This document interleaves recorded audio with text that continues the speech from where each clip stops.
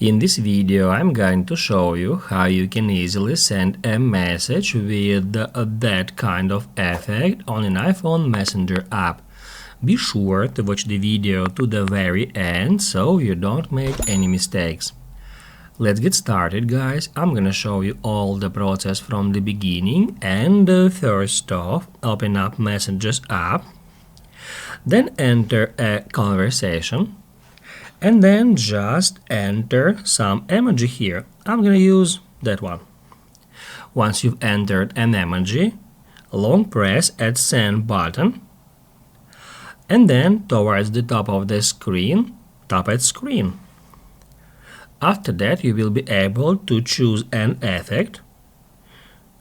To do it, swipe left or right. There are some effects here. And once you choose the effect you like the most, just hit at that button to send the message with an effect. I actually cannot send a message because MMS messaging turned off on my device. However, if it is turned on yours, you will be able to send a message with that effect. If this video helped you guys, don't forget to hit the like button.